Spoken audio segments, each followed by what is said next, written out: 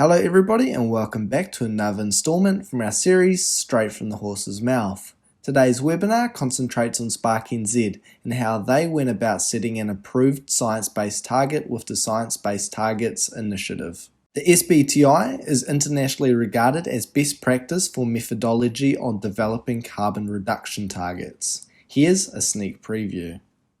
Fourth step, whether validated or not, go public, share your target. It helps to increase that ambition and commitment. So share it and share what it means for your organization. Explain how it comes together. If you want to drive change internally, you've got to really make sure that this becomes an urgent priority. And I think for us, the fact that we aren't sure what tools we have to bring our emissions down means we're urgently focusing on finding and getting the options available to us. But I think it would be foolish to commit to something like that without getting internal buy-in and commitment to the things you would need to do. Rather than trying to measure emissions and reduce them down, it's understand who you're purchasing things are from and influencing them to set their own science-based targets, which focuses their effort on relationships and selecting suppliers and influencing change, rather than chasing data, which wouldn't necessarily, even if we found it, be able to then influence right down the supply chain to make much difference there. But the target we ended up for Scope 3 was 70% of suppliers by spend, covering purchase goods and services and capital goods, and that covers 2/3 of our Scope 3 emissions. And when I say understand the type of target and the data you'll need to collect it, we had to do a lot of data analysis to justify that 70% of those two categories equaled 67% of our Scope 3 emissions. This webinar covers topics such as Spark's experience with setting a verified science-based target with SBTi and how they went about developing Scope 1 and Scope 2 targets in line with 1.5 degrees.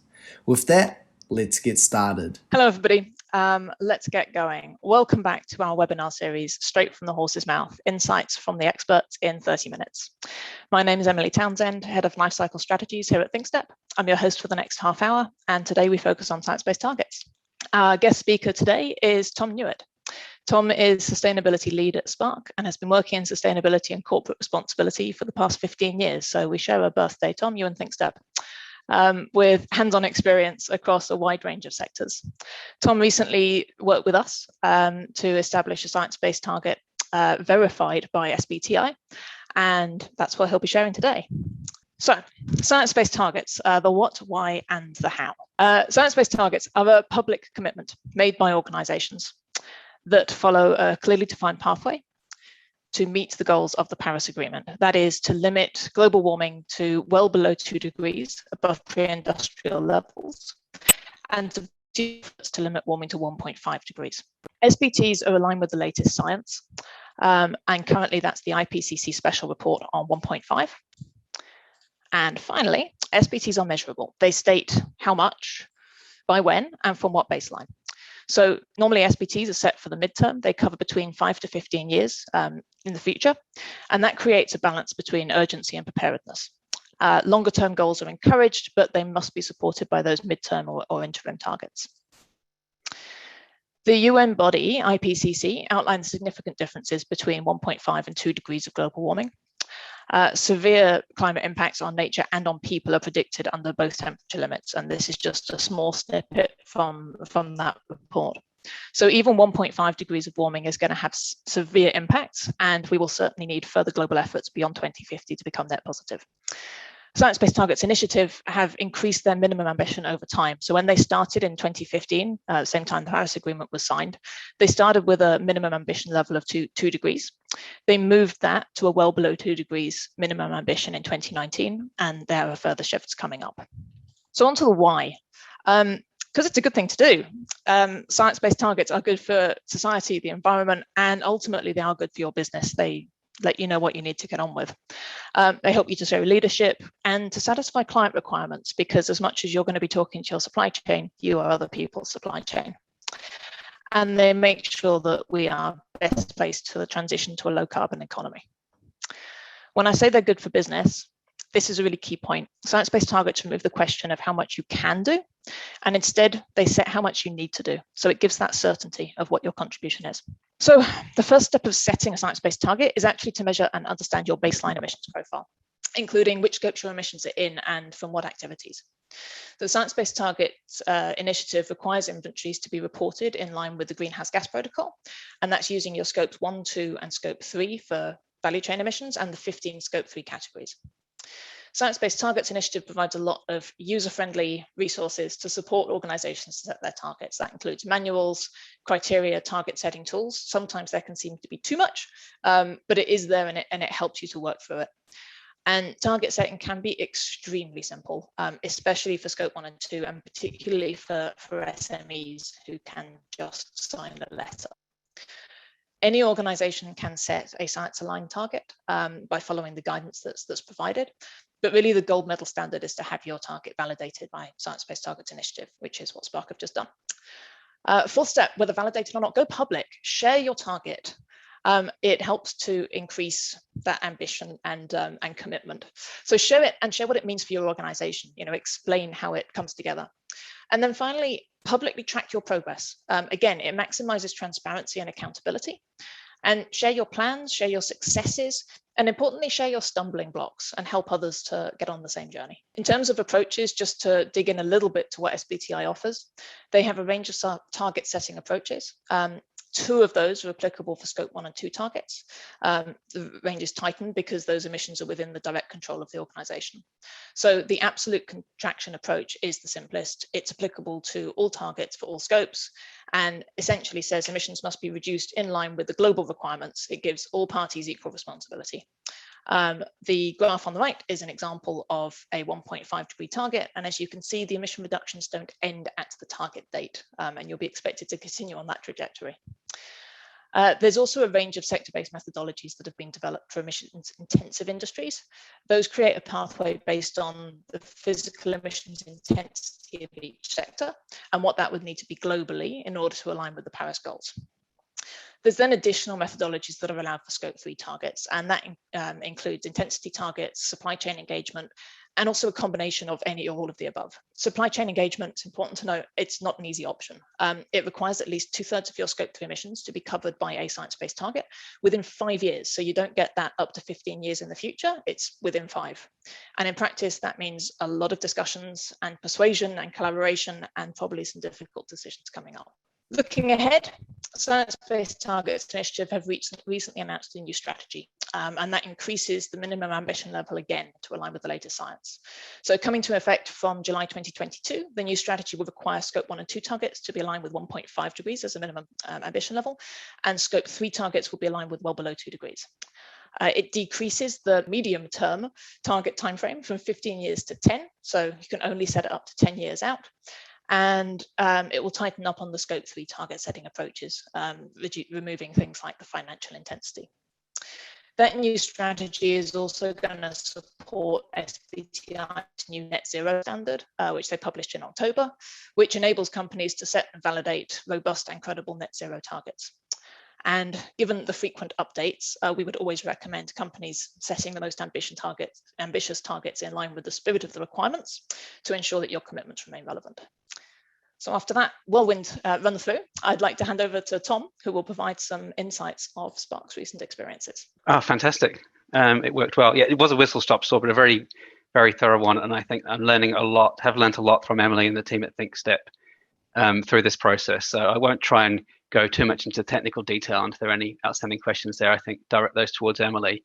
But from your perspective, probably interesting to hear what it's like from an in-house perspective, what it's like to lead a project to set a science-based target and what it means for your organization once you've got there. I'm aware we've probably got an international audience, and some of you might not be familiar with Spark and know who we are. Just very quickly, we're New Zealand's largest telecommunications and digital services company. So we've got a variety of activities. We've got a mobile network, we've got fixed networks, we've got stores, around about 5,000 employees. And so because of that scale and our role in New Zealand, climate change for us isn't just about reducing our own footprint. We recognize we've got a role beyond the sustainable Spark elements. This is our sustainability framework, to also supporting economic recovery and transformation and making sure digital technology and telecommunications can be adapted by people to drive economic transformation towards a low carbon economy. And the third pillar of our sustainability framework is digital equity, which actually is very intertwined with a just transition. Because we believe in a digital future and a low carbon future, and a future where lots of roles and skills have transitioned to new ways of working. A climate change transition could create social inequity as well. And we've got a role to play in ensuring people have access and the skills to participate in the digital elements of that new world. So science-based target, though, and our own internal leadership. Emily, you covered off a few reasons why you would set a science-based target, and they're all valid. Having worked in the area for a few years, I've got a sort of simple rule of thumb, having seen lots of different frameworks and target frameworks come and go, and that is, does it make a difference? Will it drive change? And that's why would you do something that didn't drive change in your organization? And I would have to say that if I was looking to drive change, the first place I would look typically is not in setting a target. You look at leadership, you look at communication, capability, the culture and behaviors within the organization, and you tend to get to measures and targets towards the end. And I think probably if you've been around for a while, you can be a little bit jaded about these corporate targets, which tend to come and go. And if you look at the collective ambition expressed in all the non-SBTi targets that have been set, it doesn't add up to anything like a 1.5 or 2 degree pathway. And I think when it comes to internal target setting, there's kind of an internal logic. You look at your strategy, you look at your tech roadmap, you look at what you can afford, and there's a sort of arbitrary decision of a number, which might have some relationship to science, which is stacked up against a lot of other KPIs in the corporate context. Working in businesses, things tend to change quite quickly. Priorities get moved around, KPIs get reprioritized. And I've seen a lot of targets in organizations I've worked in and organizations I've observed from outside fade away after a few years, and another new target that meets the new context comes forward. And it's not an integrity issue, it's just the nature of corporate targets and the context and the fast evolution of that context. I think science-based targets are kind of entirely different, and I think it's a misnomer to call them a target, because you're starting from a different starting place, which is what is the right thing for us to do. And so I think it's really a contribution. It's a science-based contribution. And if you're asking a question, what's the right thing for our organization to do? What's the fair contribution for us to make? What's our duty as a business of our scale and our influence? Those are questions which have totally different cut through within an organization, have different conversations and lead to different types of outcomes than the prioritization and the costing. So I think the two big benefits. One is that because it's based on a 1.5 degree pathway, and I think any one of your employees should be aware of what's going on in Glasgow, should be aware of Paris, should be aware of climate change. This cuts through the corporate context and connects your organization directly to a global issue. And this is the contribution as an organization we need to make towards the global effort. That's a sort of built-in why, a built-in justification. And having now communicating our target, it doesn't need the same level of context or justification that a traditional sustainability target does. The second real benefit for a science-based target from my perspective is because it's based on an external logic rather than an internal logic, it's very easy to shortcut a lot of the conversations about how much this might cost, whether it's possible.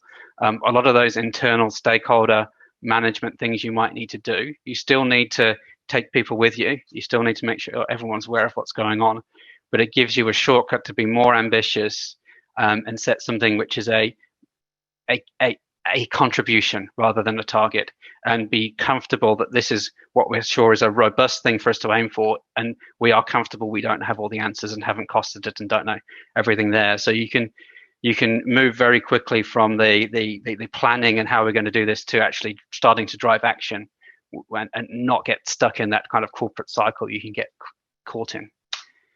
So quickly, and Emily's covered lots of this, but when it came to setting our own target, all targets have got to have absolute contraction for 1 and 2 emissions, scope 1 and 2, direct emissions and electricity emissions. And I think you said, Emily, scope 3 target if you've got more than your total emissions from scope 3. Spark had been reporting our emissions for a long time, over a decade, but with some outsourced support and only doing limited scope 3. So our starting point was a detailed emissions inventory and going much deeper into scope 3 emissions than we had done previously. Our scope 1 and 2 target was probably the easy part. Still a lot of work to be done, but gathering data that was relatively easy to find and then mapping it against industry reduction pathways. So we're lucky to be an industry that has a pathway map for different operation types. we could gather the data and map ourselves against these three trajectories and roll up our total emissions reduction to be a 56% reduction over the next 10 years. And when it comes to the validation process, I think this provided all the information, all the data, the rationale behind it, and I think we didn't get a single question. It was pretty much a rubber stamp because of the thoroughness of the work that had been done and the fact we could rely on that trajectory. You don't need to know with a target like that how you're going to get there, but I think it would be foolish to commit to something like that without getting internal buy-in and commitment to the things you would need to do to close that gap. So I think it's important to also understand what actions and the scale of investment and change the organization will need to get there. And with an SBTi, it's particularly important because some of the options you might think you may have aren't on the table. So SBTi, you cannot count emissions offsets that are outside your value chain towards your emissions reduction. So for Spark, most of our emissions are from electricity. 80% of our emissions from electricity because we scope 1 and 2 because we have a lot of electrical equipment and network equipment. We can't use forestry offsets, for example, to offset that use. So what this has done is prompted us to look very hard at energy efficiency and options to reduce the carbon intensity of our electricity. It happens to be quite close because we're in New Zealand, but there aren't necessarily easy mechanisms to make it lower. So it was important for us to look at the potential future scenarios. The red line's BAU, the black line is our reduction pathway, and the green lines are a couple of potential scenarios. We looked and did some cost estimates around when the target was signed off by our board. The other point to make on this slide as well, that dotted black line is our reduction pathway. There is you're not compelled to follow that pathway year by year as part of setting a science-based target. You're compelled to report transparently against it and show how you're performing. But there is a concern, and it's a concern from other non-SBTi targets that I would have, that if you've got a 10-year target and you don't have to hit it year 1, year 2, year 3, you can get a bit of sort of ambition drift and procrastination, or wait and see what others do. Let's see what happens with the grid in New Zealand, for example. So I think if you want to drive change internally, you've got to really make sure that this becomes an urgent priority. And I think for us, the fact that we aren't sure what tools we have to bring our emissions down means we're urgently focusing on finding and getting the options available to us. Even though we know perhaps the next couple of years will be slightly, we're unlikely to hit that reduction pathway for the next couple of years. We just have to be comfortable with that. When it came to our scope 3 target, I think this was much more complicated, not necessarily more work, but there's a lot more ambiguity and choice around it. And I think our starting point, and Emily, you may have a view on this as well, was to gather as much data as we could and really see what we could flesh out and then start making some decisions. On reflection, I think we possibly could have been a bit more targeted with some of that work if we'd asked a few questions earlier on, and perhaps we probably spent 2 months chasing global supply chain numbers that ultimately weren't there. So I think three questions to ask yourself really early on. Do you need to set a scope 3 target? And if you do, what type of target will focus your business on the areas where you can make the biggest difference? Because there's a variety of different targets you can set, but if it's about driving change, what's the type of target that will drive change and drive behavior within the organization that will be useful and will result in emissions reduction? And then what kind of data do you need to establish a target and track progress against it? Because as I said, what we found was we couldn't get across all of our categories robust scope 3 data. And we were asking very mature suppliers with their own SBTi, suppliers who could give us life cycle analysis reports for pieces of tech and laptops and mobiles, but getting that complete data set for everything we were purchasing and using wasn't possible. It wasn't possible with the amount of resource we had available and time we had available, and we'd needed a lot more. But it was very easy very early on to know that it was more than 40%. It was more than 90%, and that was fairly obvious from the get-go because our local footprint's quite low because of electricity and New Zealand's renewable grid. I think learning from others and looking at others in your sector, if you've got peers who've got the same or similar supply chains and are working in the same industry, and you're following the same SBT process, then you probably will come out with the same type of target. And I think you have to be comfortable that you can't perhaps differentiate yourself or come up with something that's new or original. And that almost is the point of SBTi. We're standardizing a way of setting targets. So it is quite different to the normal way of setting a target. But I think really looking to see understanding why they've come up, and maybe even approaching people to understand why they've got set their targets the way they've come would be important. What we found is in our sector, there aren't many people who've got contraction targets for Scope 3 emissions. Most of them are supplier engagement targets. So rather than trying to measure emissions and reduce them down, it's understand who you're purchasing things are from and influencing them to set their own science-based targets, which focuses their effort on relationships and selecting suppliers and influencing change, rather than chasing data, which wouldn't necessarily, even if we found it, be able to then influence right down the supply chain to make much difference there ourselves. So the target we ended up for Scope 3 was 70% of suppliers by spend, covering purchase goods and services and capital goods, and that covers 2/3 of our Scope 3 emissions. And when I say understand the type of target and the data you'll need to collect it, we had to do a lot of data analysis to justify that 70% of those two categories equaled 67% of our Scope 3 emissions, and 2026 because of the 5-year.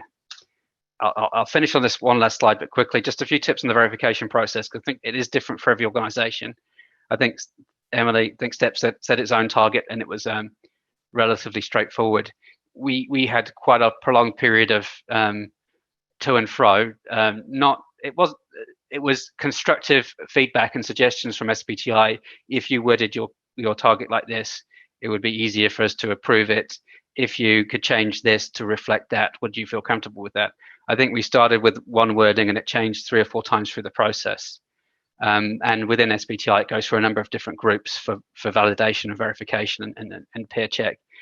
We ended up with almost identical wording that we started with. And that wording was almost identical to other telcos that have set targets recently. So I do think you'll have to be comfortable through this. Either you've got to spend a lot of time talking SBTi around to verifying a different type of target, or you've got to be comfortable. You'll come up with something that will look like pretty much everybody else in your sector. Yeah, I think I've probably talked enough now. There's that target if you want to have a look at it. I'll hand back to you, Emily. Yeah, thank you. I think that was a really useful run through. You've raised some really good points. I love the way that you flipped SBTi to a contribution rather than a target.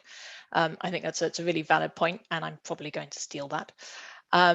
And you're right, what you said about you're not compelled to follow the 1.5 pathway that your target shows. And that's where that transparent reporting piece comes in and helps to drive responsibility. And because especially as stakeholders and investors are becoming more aware of the importance of climate action, if you're miles away from it and not showing any signs of changing, they'll be asking those questions. But yeah, absolutely, you don't have to follow it number by number, which gives a little bit of comfort that there's flexibility. Okay, so over to everybody's questions. I can see we have a couple coming in. Firstly, Tom, have you updated your procurement policy to reflect supplier engagement and encourage science-based targets? And is there a commonly used clause being used? We are working on that right now. So we've also had modern slavery statement requirements hit us at the same time. So we're looking at our platform, our risk management, supply data collection. So I'd say it's pending, and it's a focus for the next quarter or two. What was the second half of the question? Sorry, Emily. Is there a commonly used clause being used? Which I suppose you won't know yet. We've also engaged with the Chancery Lane project, and our legal team and our procurement team and our sustainability team are looking to see if we can use standardized clauses there, and if there aren't any, whether we can create any of our own and share them as part of the project. So it's work in progress, but timely question. Yes. Yeah. Awesome. Thank you. A question here. I'm going to say it to you, Tom, but you can always flip it back, about electricity use not being able to be offset by forestry. Yes. I think you're probably the expert in it, but I can give a non-expert just opinion that it makes total sense. And so if we talk about looking at our global peers, The biggest procurers of renewable electricity in the world are people like Amazon, Facebook, Microsoft, Google, Apple. They're the people that buy the most, and through power purchase agreements or through mechanisms like that. And so I think we're an industry that can address the problem in its value chain and can invest and can reduce its emissions. So I think it's a sensible limitation. If I was, I'm not speaking for other industries, but if you were an airline, for example, I think that would be a more challenging condition of a science-based target. But for us, I think it makes sense. It is challenging, but yes, that is the rule for science-based targets, is the reduction comes first. So when you're setting a target to reduce by 50%, 90% by 2050, whatever it is about actual emissions reduction, not offsetting, not buying your way out of trouble. And the net zero targets that are coming out essentially follow exactly the same line, where you have to reduce and then you're offsetting what's left. But it's that really important part of, we can't just keep planting more trees and keep emitting, because we won't get there. But yeah, good points as well, Tom. From Alan, it's nice to have somebody not being anonymous. What part can we play in influencing change? I'm going to throw that to you, Tom. We being sustainability professionals, presumably. Let's say yes. It's funny. I've been doing this for a long time, and when I first started working sustainability, I thought my job was to manage issues and react and sort of navigate the pathway of the organization through the changing landscape. And I think my job now is to drive change, because the landscape's changing and you've got to try and keep up with it. So I think the part we've got to play at Spark, I think I'm lucky because our CEOs on the Climate Leaders Coalition steering group in New Zealand, we're part of the Climate Leaders Coalition. I don't have to do a lot of internal influencing. So the part I can play is getting stuff to happen, giving the organization clarity. And I think materiality is always a focus within sustainability. So focus your organization on the things that make the biggest difference, and don't get stuck in the nice to haves and the details. I think if you're in an organization that isn't in a sort of receptive mood where you're pushing on open doors, then I think you're a bit of a campaigner and you're raising the profile of the issue. And I think where I've always found you get cut through on these types of issues, and you might get pushback in some businesses, but not others, is where you take it from being a business and strategy issue and talk about it being a moral issue and talking about it being the right thing to do. And I think given the external context, I think what's easy to advocate for a science-based target and ambition is just to make sure your organization is aware of what's going on, the context, what New Zealand's doing, what's going on with our NDC, what our emissions reduction plan looks like, where the gaps are, where we need leadership, and the scale of the challenge that's coming. There's so many different ways. It's the biggest change we need really to influence across our organizations, I think. And I think, I don't know, I see the Spark context, but if I think about what's going to change the world in the next 30 years or so, it's going to be probably sustainability and decarbonisation and adoption of digital technology. And I think that's a very powerful story for me to tell and push internally. And people can see that this is what's going to drive change and drive business activity. And I think it's just, for the last 15 years, it's accelerated, and it's just continuing to accelerate. From Jacqueline Bates, is there a requirement to also pledge not to have other detrimental environmental impacts in the reduction of emissions? That's a good question, Jacqueline. They're not under the Science Based Targets Initiative. It's not part of your target setting process because it is about carbon for that particular target. However, it's generally a good rule of thumb.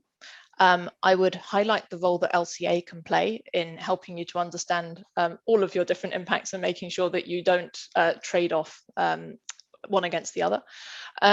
But there's also the Science Based Targets Network, which is supported through SBTi, WWF, and some of the other key players that set up Science Based Targets Initiative in the first place. That's actually focused on setting science-based targets for other areas, so essentially helping us to sit within planetary boundaries. climate change is the issue of the moment and has been for quite a while, but there are of course other areas. So you are able to go and set your targets using the same kind of methodology on what are the planetary boundaries and therefore what's your role to play in it. And that's coming along. So yeah, Science-Based Targets Network, check it out.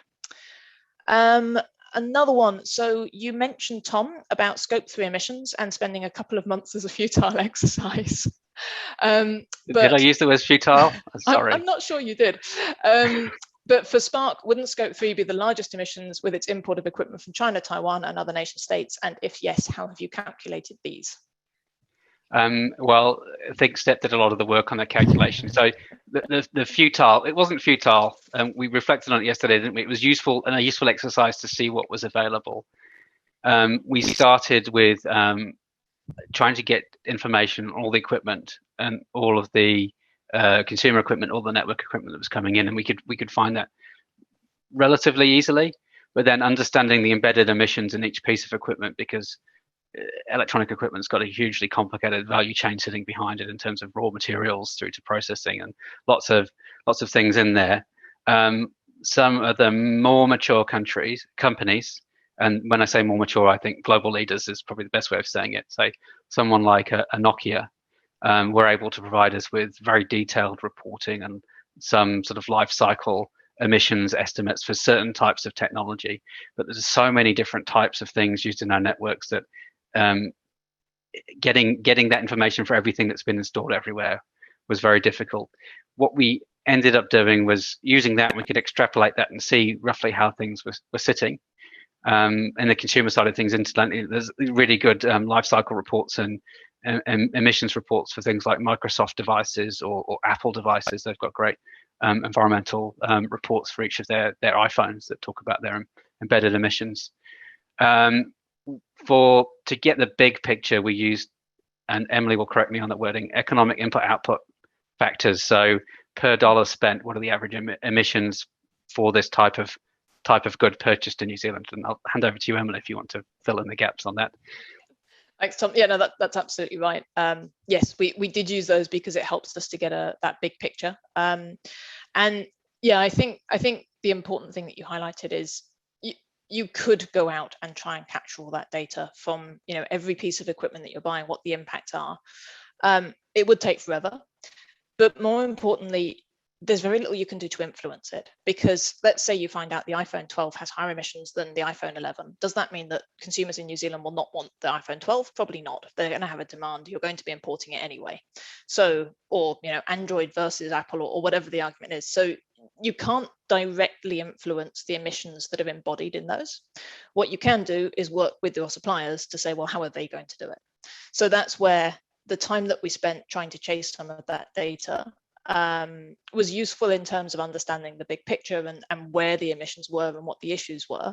But yeah, you don't then need to actually capture your scope 3 footprint to the last decimal point, because it's about understanding where were the big things, what methods can we use to influence that. And if in a different type of company, your big emissions might be in freight, they might be in business travel. Well, that's then a very different conversation about how do you reduce that compared to it's all in the stuff that you purchase in from suppliers and potentially in the use phase of those same goods, where you influence that by working with your suppliers.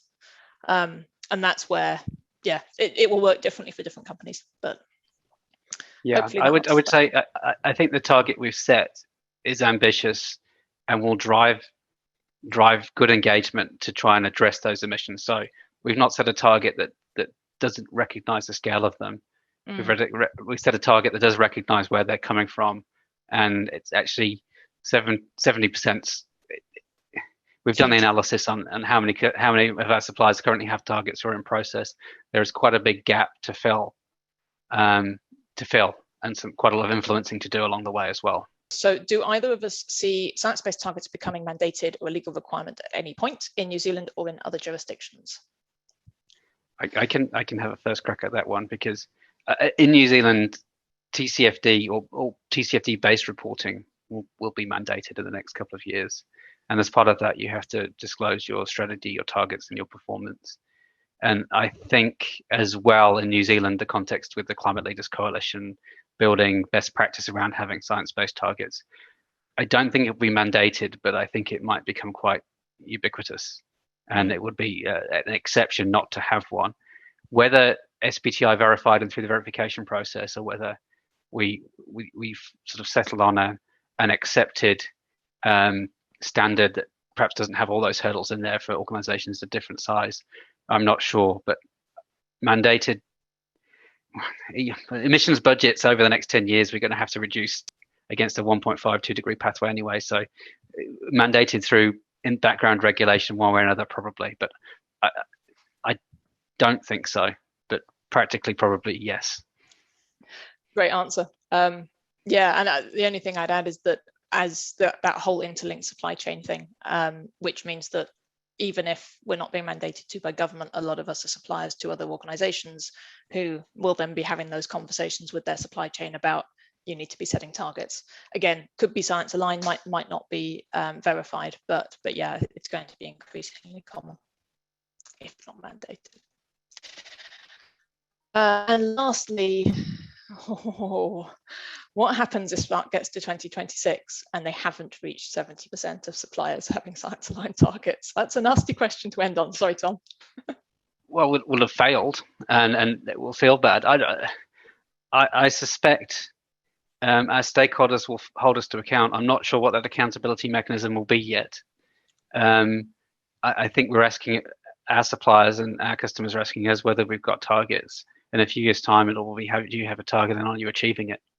And I think it will be not, do you have a target? It is, are you reducing against, can you demonstrate you're reducing against a 1.5 degree pathway against an SBTi target? And I think it's the reduction and the action that will be the thing, not the target setting process itself. I'm not sure yet. Do you know, Emily? I mean, there isn't really a hard accountability mechanism. It's expected that stakeholders will understand the way the targets are set and hold companies to account. Yes, yeah, exactly that.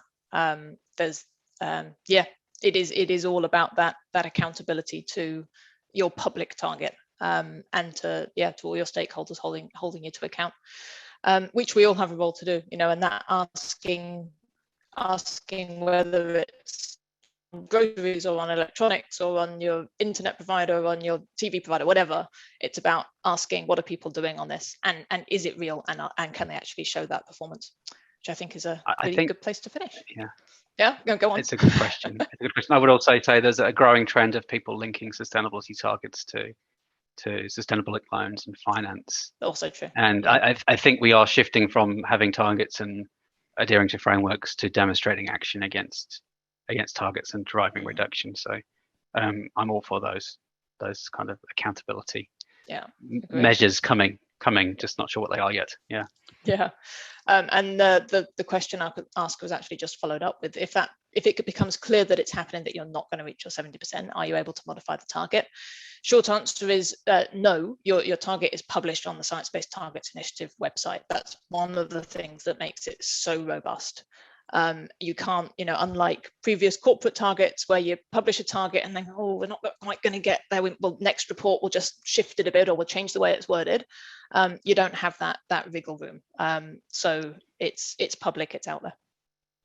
If I can just on the supply target, because this is what an SBTi drives you to do. We've got lots of big global suppliers who are far bigger than Spark in our supply chain. Many of them already have SBTis. But we're conscious of our own level of influence. So setting an SBTi, setting a target like that, makes us look to see how we can join forces, how we can collectively influence, and how we can ensure by working with others we get there. So this is a great thing about it. It makes you try extra hard to find the ways of getting there because you're not quite sure how. So and also the point I made about looking at other companies in your sector, other companies in their sector have a similar target. So we are thinking we've got additional comfort that we will be able to drive to that because other people are standing alongside us, asking those same suppliers the same questions. So although it's a big stretch, we think other people are stretching with us. And so this is why it's great. SBT aligns you behind a common way of putting pressure on your suppliers. Yeah, absolutely. And that's that it's collective bargaining in a sense, collective bargaining for the good of the planet. thank you for your questions. We will make sure to get back to you. There's a few that are outstanding, so we will come back to you on those. Thank you, Tom, again for sharing your insights with us. As I mentioned, we do have a few more webinars planned for you. So there's one on the LTM planetary boundaries coming up in 2 weeks' time. So do sign up for that, especially if you're interested in setting your targets that are wider than just carbon. If you have any specific topics that you would really like us to cover in future webinars, please let us know. And we've set up a short questionnaire. We would really appreciate your feedback. So we're looking forward to seeing you next time. Thank you and have a great day. Thank you.